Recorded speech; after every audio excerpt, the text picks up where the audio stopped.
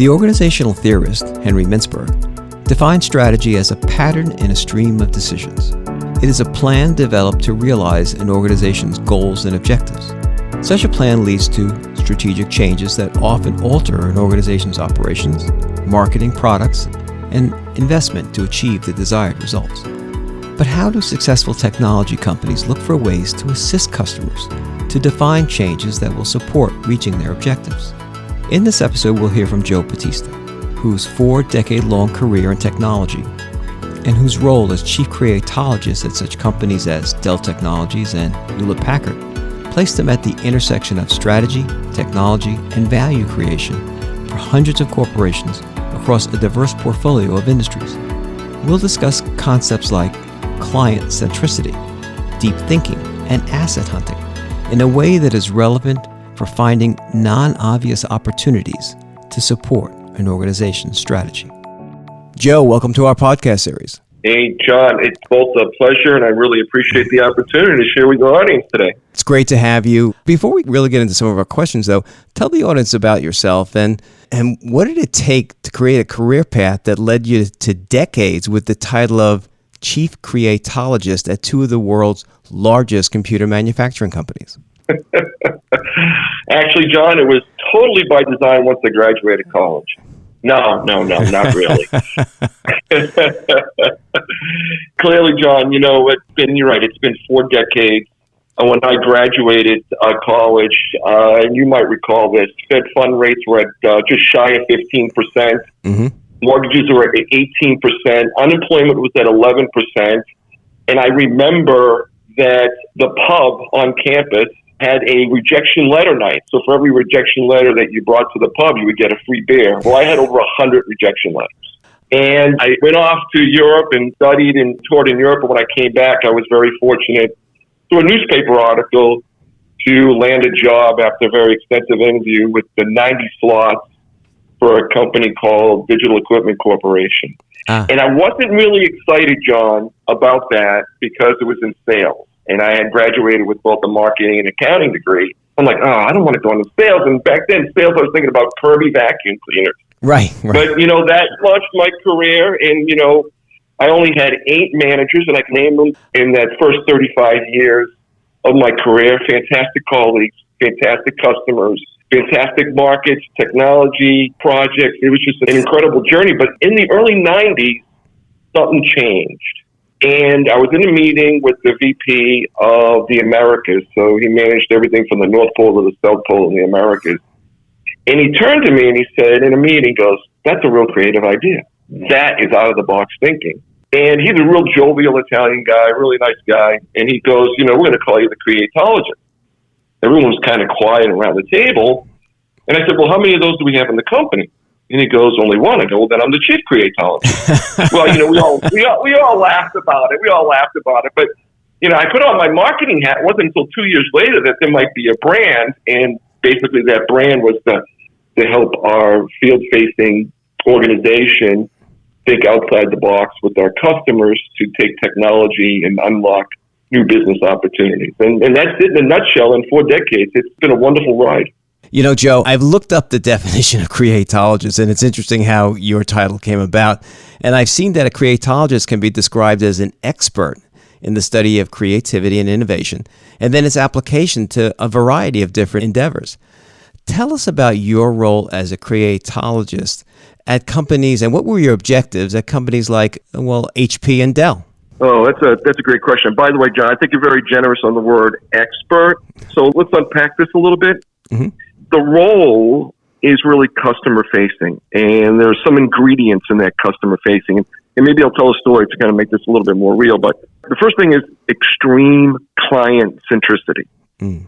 The second is combine that with some deep thinking, and then what I call combinatorial innovation or open innovation. How do you combine, your innovation at your company at DEC or HP or DELL with the client?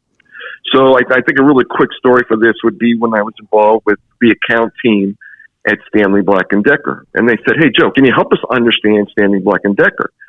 And one of the things that I came up with is Stanley Black & Decker had this 22-22 initiative.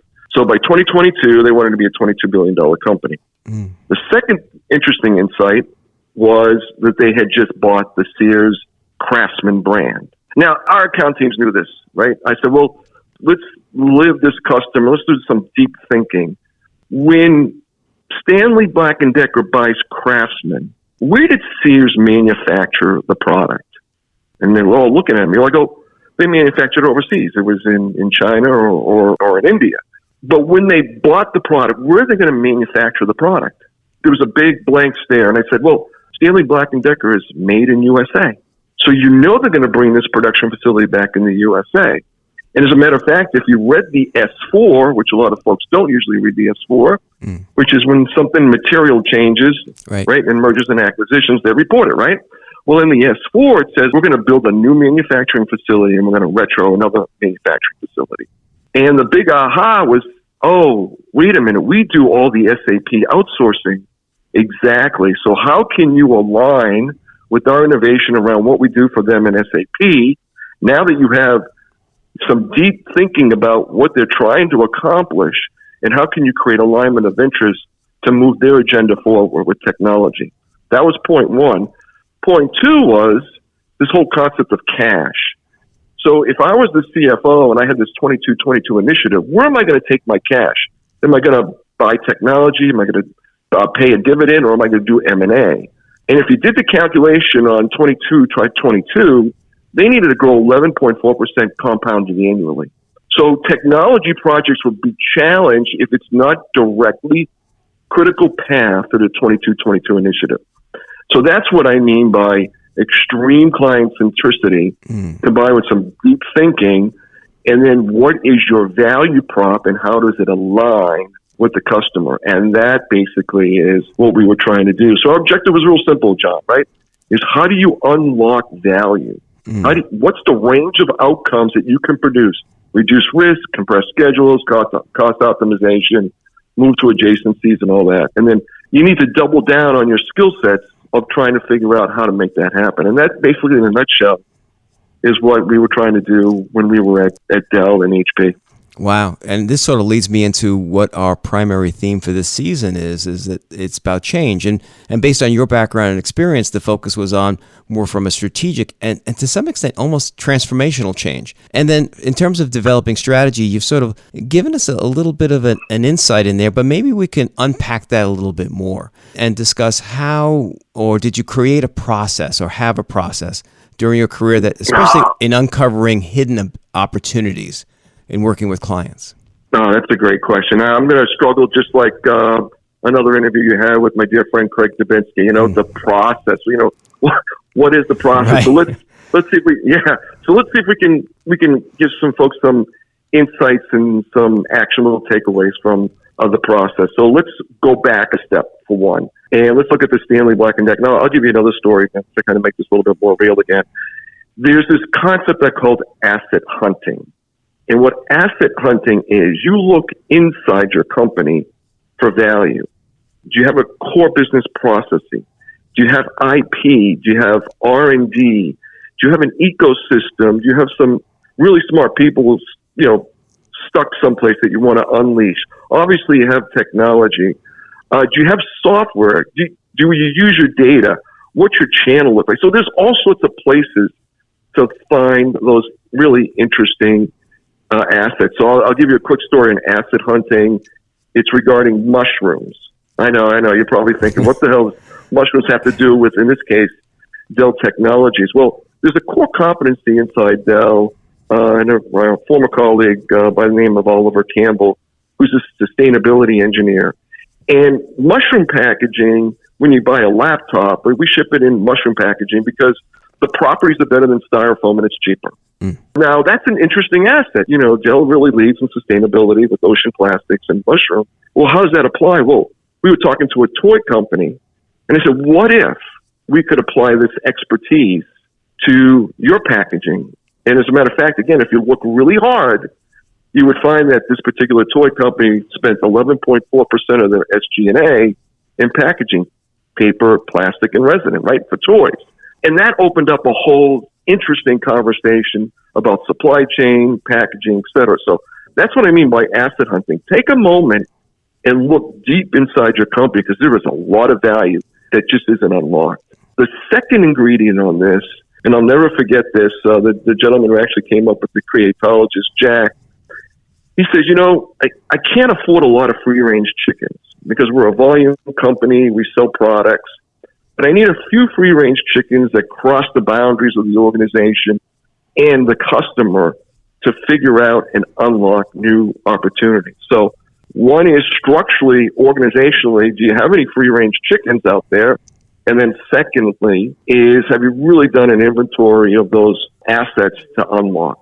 And I think those two ingredients, when you really focus that with the customer, unlock enormous amount of opportunity. Yeah, it's interesting because for most people, when we talk strategy, I was a business owner, a partner in a very large printing organization. And one of the things that we would do, yes, we would go through the required budgetary process every year. We'd look at the financial numbers, and then we talk a little bit about our markets. But we never really talked in terms of, until we became a very mature company, what are our core strengths? What do we do different than maybe everybody else? Why do we have relationships with clients that last for decades? What is it that we're doing a bit differently? And you come up with those little value kernels and nuggets that sort of you sort of overlook. And how do I take that and enhance that? And how do I move that around? So when you talked about, as an example, that whole idea of mushrooms and the idea of you're a technology company, and yet you have a conversation about sustainability and packaging. So I think that's a great example of how you dig deep within the organization and understand, wow, we can create value beyond what our core product is, and then think about the loyalty that brings from a client standpoint. Yeah. Oh my God, John, spot on. And I just honed in on one key word on that: conversation, what I call the dialogue. That what's the dialogue look like in what I call the last 3 feet between your brand and the client? What's that dialogue sound and look like? I've always told my colleagues in sales and pre-sales is the relevancy test. When you have a conversation, how much of what you just communicated to that client, executive briefing, face-to-face, Zoom call, whatever, how much of what you just communicated can that client secure off the internet? If the percentage is high, 70, 80, 90%, you're irrelevant.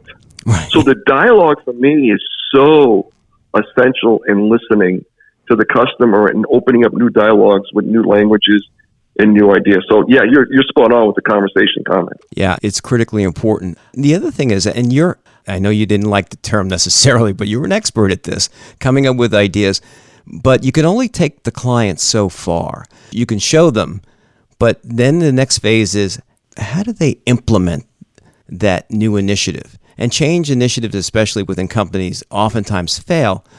But in your experience, what are some of the key factors that were most impactful to successful implementations? Yeah, that's a great question. So let's pick another story out of the playbook. Okay, so a healthcare provider. All right, and by the way, the path, what I call the path forward strategies, always vary by the customer because the context, and customers are very uneven, and the context that they live in and their DNA structure is also different. So let's use this healthcare payer. So this healthcare payer had just bought a PBM, a pharmacy benefits manager, and they're doing the right thing that they always do, right? I need to consolidate so I can optimize the investment that I made. And the initiative that we were involved in was taking 9 data centers and, trying to figure out how to get to 2 data centers. Right. So it was a cost optimization exercise, right? Very typical. And my good friend Dan, who was the client account manager, says, Joe, there's got to be something else here that we can do for this client. Let me investigate. Let me do some deep thinking and the client centricity insights. And one of the interesting stories that we came up with, and this is the fact of what I call the what if. Okay. So we had a quarterly business review, and I spoke, and I turned to Eric, who was the senior person in the room from the client, and I said, what if, Eric, the business unit came back to you and said that they wanted to collect sleep apnea data, EKG data, and blood pressure data. And he's looking at me because, he's a technology guy. He goes, I'm not understanding the question. I go, well, if they collect this data, 2 things can happen. One is I can reduce the medical loss ratio And the MLR is, in a health payer, how much do I pay into the healthcare system? So if I take $1 premium, how many cents do I have to pay for, imaging and doctors? Well, we knew because it's a public number that it was around 84.7 cents. So 84 cents, almost 85 cents of every dollar is paid back. Well, if you could treat, Joe and the population better by lowering the medical loss ratio down, then that would increase your profits. Like, well, the second reason you would want to know that is you can right price the policy because, Joe and John probably have a higher risk of a certain disease state. And goes, oh, okay, that's interesting. Go, well, let me tell you why this is important for technology executives like yourself. Here we are, double down on the data center consolidation, and we all really appreciate the opportunity. But if the business pivots to acquiring this data at the edge, and this is our concern, is now we have this technology edge that we now have to think about, that if 2% of the 70 million members opt in to collect this data, do you realize it's a 75 terabyte storage impact to the design of this optimization of data center consolidation? He goes, I had no clue. I go, that's the opportunity. Is we're thinking about what the next play is, and we don't want to put ourselves in what I call a checkmate position. So if the business pivots to the edge, and there's some fundamental reasons why we want to make sure that as a technology consultant to you that we're thinking about this. Well, that just opened up a whole bunch of doors, and working with the business units, getting IT to work with business, and rethinking what, data centers look like and what the edge looks like, and, how does that map out to some type of business outcome? When you think about that journey, I didn't have all the data, but I had some pieces of insightful data about the customer, and the what if scenario got us to work much more closely with them in the business unit. So if you look at the process, it's how do you discover the insights? How do you unlock them? And then how do you unleash it? And if you can create an alignment between business units, IT, and a vendor, boy, that's a powerful combination. You bring up a fascinating insight, and that is that for many executives and organizations, whether they know it or not, they become somewhat compacted into a silo. And they don't think beyond what the task and endeavor that they have for whether it's a business unit, whether it's for a department. And it's oftentimes for them to think outside of that. And like yourself, you call them those free-range chickens, right? Those people that go across departments to understand what the total flow is to the eventual product and delivery to the client. From that perspective, you were thinking in terms of not just what exists today, but rather think of what tomorrow will bring. And then make sure that we're not building a process or a system that limits us to that, perhaps what that next outcome might be. Yep. Again, the operative word there is silos, and just need a little imagination to think outside the silo is refreshing, and it's kind of fun, actually. Yeah, no question about it. And I think that's really and we talked about it before, about unlocking that value. Now, technology today. We know that the rate of technological change is constantly accelerating. It's certainly accelerating in new and transformative ways. And while, I didn't sort of lead you to believe that I was going to talk about this, but I have to ask about artificial intelligence and the incorporation of AI into so many new aspects of what we'll be dealing with in not only our daily lives, but from a technology standpoint. What are your thoughts on AI and how that will transform technology and the human interaction? Oh my God, John, that could be a whole other podcast series right there. Yeah. So, let's take a step back about change and then change in AI. Change is an interesting word for me. It's kind of a loaded word. And I always default back to Jack Welch's quote, which is that the velocity of change outside your company is faster than the velocity of change inside your company, you're toast. So I think in the back of your mind, you need to understand what the velocity of change is outside your company so you can kind of calibrate or stay ahead of what the velocity of change should be inside your company. Because, change is disruptive at many layers. And Obviously, artificial intelligence is a disruptor. So I'm going to introduce a second word, and that's vector. When you read, starting in November, all the pundits in our industry, and you can name them, have these trends, right? And, big data was kind of a real popular one, and cloud first and digital first. And now the one that seems to be making a lot of the rounds is AI. And I like to use the word vector. So trends for me are kind of like horoscopes. They're kind of fun to read, but they don't mean a lot to me, Right. A vector is, if you remember math, it's the magnitude and direction of change. So I'm trying to understand what the vector is of a trend that lies underneath the iceberg.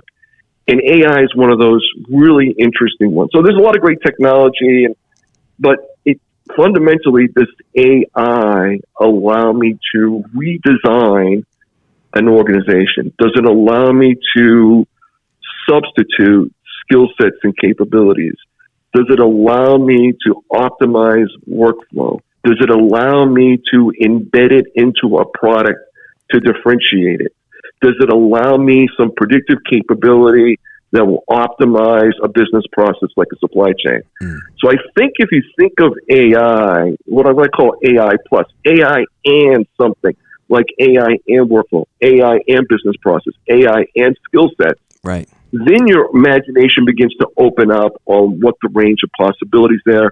Then you can review the technologies. Then you can understand what the implementations are going to look like, et cetera. But I'm really interested in the vector of AI and how that vector of AI is going to differentiate, optimize, get me into a new market with my business. Does that kind of make sense? It does make sense. And a lot of the conversation comes down to somewhat an irrational fear of the technology.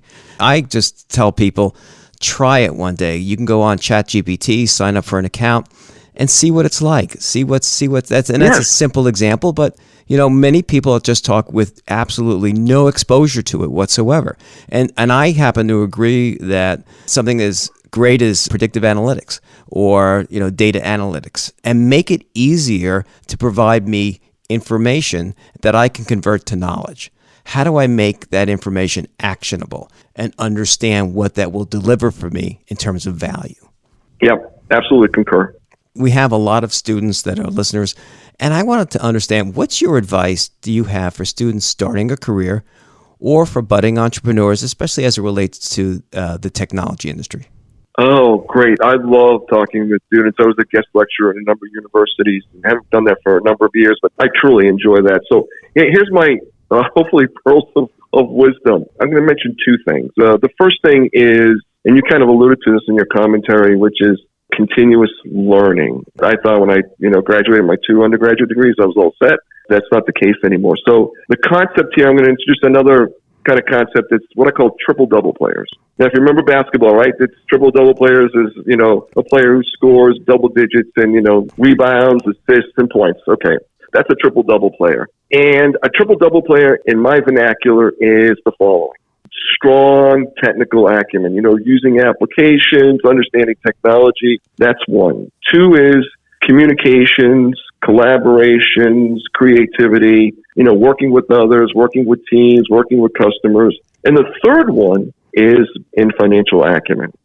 I learned really early in my career when I was started in sales, I had built up this customer centricity skill set, but it wasn't enough. I needed to really round out my player capability. So constantly look at and do an inventory of your skills and capabilities and keep in the back of the mind that concept of a triple-double player. Do I have business and financial acumen? Do I have technical acumen? Do I have the communications, collaborations, teamwork, and creativity to apply to, the opportunities? And I think the second big insight is stay curious. Yeah. Because when you're curious, it just brings a whole nother level of opportunities that you just might have not thought of. So I think those are 2 great pillars to have moving forward. Thank you for that. Now I've got a tougher question for you, Joe. Don't tell me it's a one-word question. Yes, I hate one-word is. questions. Oh, man. What one word describes who you are? John, this is so characteristic of you. The one-word question. So let's think about this for a moment. Well, let me give you my opinion on one-word questions first. So I'm a chameleon. My one words change constantly because of the context that I live in. Sure. So, when I work with a customer, it always changes. But if I had to pick one, I would definitely say curious. That's a great word. I asked that question of someone recently during an interview, and they couldn't think of one. They said, well, what's yours? And I said, mine is curious. And is it? It is, because I'm a lifelong learner. I know enough to know that I don't know enough. And what it comes down to is understanding that there's so much out there that contributes to my overall base of knowledge. But it's all about connecting, right? It's all about putting things together and maybe looking at things in a new and different way. To me, that makes life interesting, right? Yeah, couldn't agree with you more. Boy, we had more in common than I actually thought. Joe, this has been great. I really appreciate your time, and thanks so much for being part of our series. John, it was a pleasure speaking with you. And, if your audience wants to DM me on LinkedIn, they're more than welcome to, because I do have a lot of interesting ideas, insights, and comments. So thanks for the opportunity again. Again, thanks so much. For Joe Batista, the role of Chief Creatologist was to take innovative approaches to help customers reach their strategic objectives. He shared the various concepts he uses to look for non-obvious approaches to formulating ideas that align with strategy. For example, deep thinking. It's a cognitive process focused on delving beyond apparent and surface-level factors, and is a crucial element underlying all his approaches. Deep thinkers use thorough and reflective analysis to explore complex ideas, concepts, or problems. It involves critical thinking. It involves synthesizing various information to create a comprehensive understanding of a subject. And he applies abstract reasoning. He uses concepts like extreme customer centricity and the importance of having an in-depth conversation with the customer to understand what is required and how it aligns with their objectives. And he uses what-if scenarios to understand the consequences of investment decisions. Joe talked about a strategy known as asset hunting, to look deep within inside your organization to uncover value creation opportunities that can be applied outside the core products and services. In this case, he used the example of DELL Technologies' sustainability program, using mushroom packaging to ship laptops because of its properties are better and cheaper than styrofoam. He leveraged this to amplify his value to a toy company customer for its packaging, which was beyond the technology products he was there to sell. His advice to those entering the job market or starting a tech company is to become, in basketball vernacular, a triple-double player. That's a player with a rare game stats combination of double-digit points, rebounds, and assists. In the technology business, this is someone with a strong technical acumen, communication and people skills, and a knowledge of business and finances. And the one word Joe used to describe himself is curious. Always searching for new knowledge and a necessary attribute for deep thinking. Thanks to Joe Batista for sharing his knowledge and valuable insights. This podcast is executive produced by John Rebecchi and New York Institute of Technology in conjunction with the School of Management and the Office of Strategic Communications and External Affairs. The interim dean of the School of Management and executive producer of this podcast is Deborah Cohen. Our marketing and social media strategist is Petra Shantaraga, and our audio editor and mixer is Brian Falk from Abacus Entertainment. Special thanks to Professor Ellie Schwartz and Victoria Greco for all their support. Until next time.